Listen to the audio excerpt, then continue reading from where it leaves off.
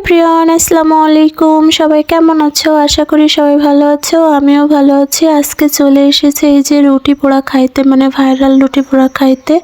আমি এই রুটিগুলো দোকান থেকে কিনে নিয়ে আসছিলাম, প্রতি পিস 5 টাকা করে। তো এই রুটিগুলো কেনার পরে ভাবলাম যে চলো আজকে সেই ভাইরাল চাটা আর রুটি পোড়াটা খাওয়া যাক।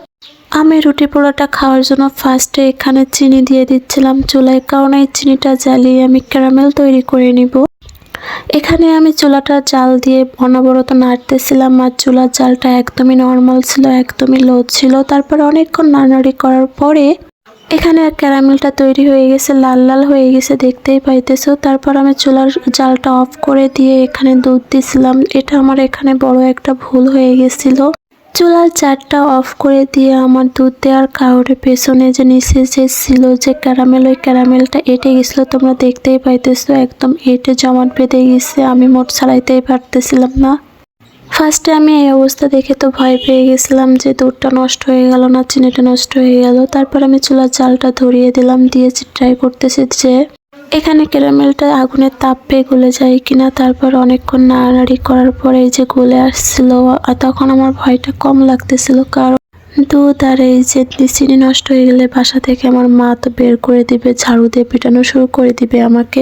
তারপর এখানে এই যে দুধটা পুরো মোটামুটি ফুটতেছিল, আর এই যে আমি এখানে তারপর চা দিয়ে দিলাম। এই যে এখানে 2 টেবিল চামচ আমি এখানে চা দিয়েছিলাম, দিয়ে অনবরত নাড়তেছিলাম। এই পর্যায়ে এসেছিল, চালটা মিডিয়াম রেখে অনবরত নাড়তে হবে, না হলে দুধটা উতলে যাওয়ার সম্ভাবনা থাকবে। আমি এখানে মিনিট 5 ধরে অনবরত নাড়তেছিলাম। নাড়তে নাড়তে এই যে অসতর্কবশত আমার দুধটা গলে নিচে পড়ে গেছিল, মানে উতলে। যখন দুধটা উতলে নিচে পড়ে গেল, চারিদিকে কেমন জানি ধোঁয়াশে ধোঁয়াশে হয়ে গেল, আর চুলাটা অফ হয়ে গেছিল। তারপর আর চাল দেইনি আমি। তারপর আমি এই যে চলে এসেছি দুধটা সেকার জন্য, মানে চাটা সেকার জন্য এখানে সেকে নিয়েছিলাম। আমি আর জাল ঢাল দিইনি, এখানে ছেঁকে নিয়ে চলে যাব রুমে। তোমরা দেখলেই বুঝতে পারতেছো যে এখানে চাটা কতটা ঘন হয়েছে। ছাঁকনি দিয়ে দুধটা পড়তেছে না, টাইম নিচ্ছে দুধটা পড়ার জন্য। তারপর আমি এই যে রুটির গায়ে চিনি লাগিয়ে নিচ্ছিলাম। লাগিয়ে নেওয়ার ফলে যেটা হবে যে যখন আমি রুটিটা পোড়াবো তখন একটা ক্রামেল ক্রামেল ভাব আসবে। আমি এখানে রুটি পোড়ানোর জন্য ছুরির ভিতরে এই যে রুটিটা ঘেঁটে নিয়েছি, ঘেঁটে নিয়ে চুলাতে দিয়ে দিয়েছি। হালকা আছে, আমি এটা পুড়িয়ে নিব আস্তে আস্তে। রুটিটা বেশি জালে পোড়াতে গেলে রুটিটা পুড়ে যাবে, তো সম্ভবত তোমরা খেয়াল রাখবা যে রুটিটা যেন বেশি পুড়ে না যায়। পুড়ে গেলে তখন আর খাইতে মজা লাগবে না। যখন রুটির গা থেকে এই যে চিনিগুলো গলে গলে পড়তেছিল আর ক্যারামেল হইতেছিল, স্মেলটা অনেক সুন্দর আসতেছিল। তারপর সবাই মিলে চলে গেলাম এই যে চা খাইতে।